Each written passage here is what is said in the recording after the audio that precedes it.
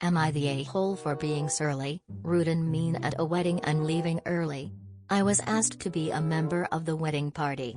Despite this, I was the only person, not only in the wedding party, but also at the ceremony, who wasn't allowed to have A+1. This was an outdoor wedding with unlimited seating and these people don't give a shit about COVID, so it wasn't about that. I was told it was because my relationship wasn't serious enough despite us being together for a year. That only engaged or married couples were invited. And that they didn't want some random guy in their wedding pictures who I might not even be with later in the future. They don't want to have to look at some random guy in their pictures even though he wouldn't have been in any of the post pictures at all. Maybe just in the background of crowd shots. There have been no conflicts between them and my boyfriend, and he's a nice and mild-mannered guy who gets along with everyone, so I don't think it was about him personally. I get to the ceremony and find out that literally everyone else has A+1, not just married couples, but there are couples there who have been dating for less time than me. This is when I started feeling surly. I smiled and played my part during the ceremony, but inside I was very surly and angry. We then got to the reception, which had way more people than the ceremony. This is where all the more distant friends were invited. And everyone there had A+1. I was literally placed at a table as the one single person and everyone else at the table was a couple. Some at the table were other members of the wedding party, but others were random distant acquaintances. People started asking me where my boyfriend was and I said I was told he wasn't invited. They asked why and I said I had no idea why. This is when I started letting my surliness show and started acting rude and mean, because I was humiliated. And then, I was brought into conversation with the couple's male friend, Dean. I was previously told that Dean has a crush on me and I made it clear I wouldn't be interested even if I were single.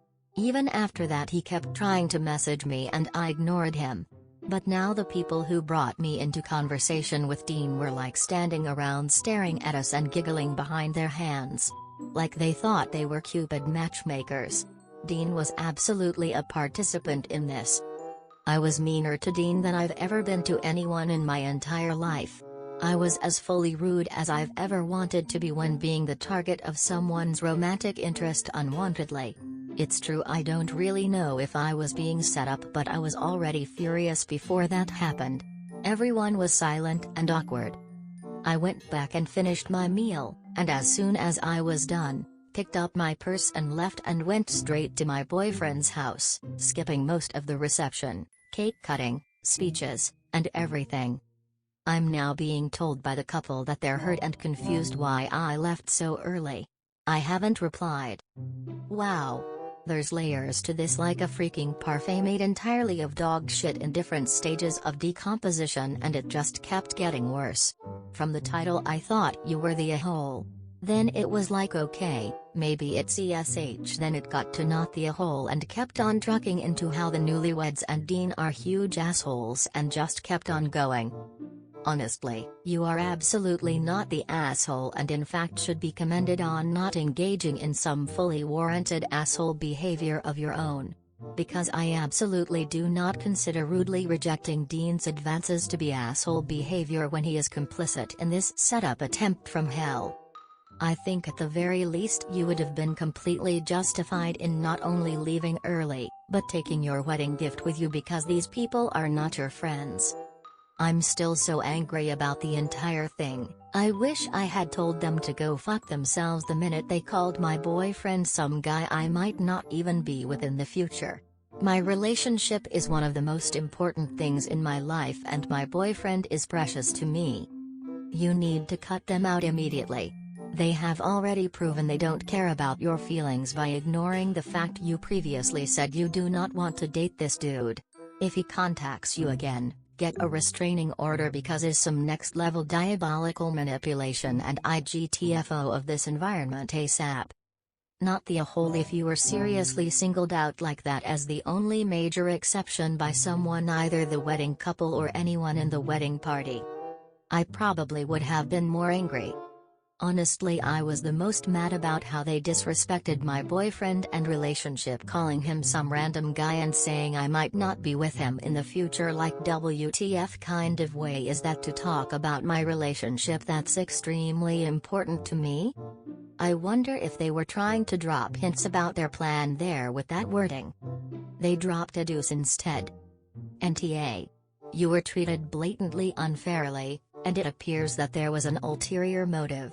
You'd be justified if you went and see with everybody involved in this fiasco.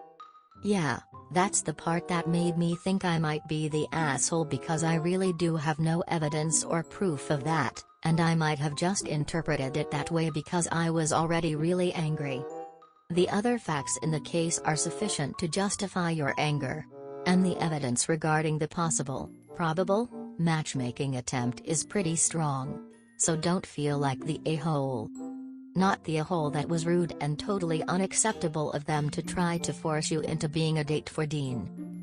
I have no evidence that's really what was going on. They didn't seat me next to him and he wasn't in the wedding party, so I didn't get paired with him or anything.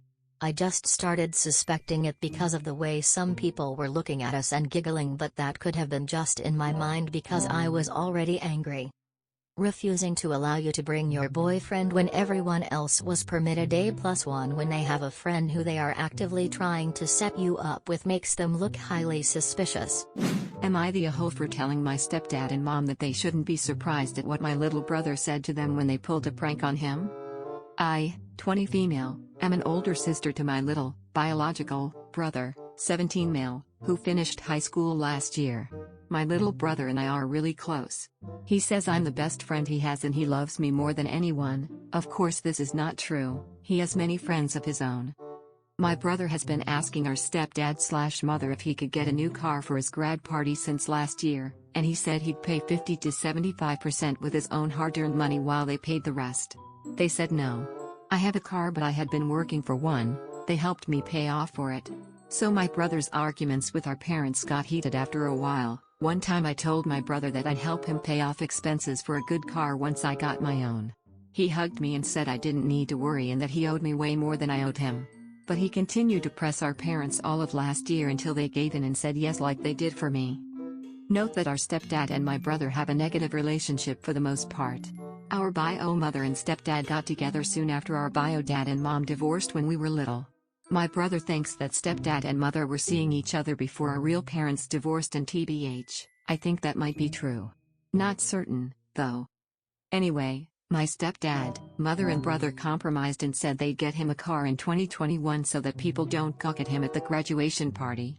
June this year my brother and stepdad/mother are still on about the car. Now the argument's getting loud and lasting hours until evening.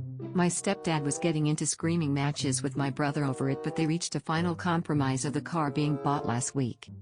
The fated morning comes and my brother wakes up to our stepdad and mom guiding him outside to a car. But not his, our mother's. Stepdad used his and my brother's money on a dumb prank, bought a completely different model of car, and said it was for our mother. Our mom and stepdad just laughed and kissed each other. My brother didn't lose it, he didn't even look angry. He just looked dead in our stepdad's eyes and said, and I'm not joking, verbatim, "You might think I'm fucking stupid, you might think whatever. But I'm just better than you, bro. You know that, I know that, and our mom is a fucking idiot for staying with a prick like you. But I'll make you wish you'd never fucking met us. I promise you. You might be laughing now, but you will be crying later." He then walked off, not even looking back at them as they stared horrified. They asked me what was that about, and I, feeling terrible for my brother, said they had it coming and not to be surprised. So now they grounded both of us. I've had to explain the situation to my friends as I can't see them anymore, but I feel so bad for my baby brother and they backed me up on this and asked me to comfort him as much as possible. But our parents are so mad, and they can't see that my brother had his heart crushed. Am I the a-hole? Not the a-hole. Your brother is a better person than I am, because I would be blasting stepdad/mother everywhere. I'd call the local news stations and ask if they are interested in a story of parents stealing from their child. I'd tell family, friends, people at church, random strangers on the street, post about it on Facebook, Twitter, Instagram, make a YouTube video, everything. Your mother is the worst for letting someone do this to her child. I want to say so many things that would get me permanently banned. Not the a-hole. I will pay for the lawyer. Hopping on your comment, I am a lawyer, and if this is in the US and NYS I would handle this pro bono just to tell the stepdad to go fuck himself. Wait, so your parents used 75% of your brother's money to buy themselves a car as a prank? Yes.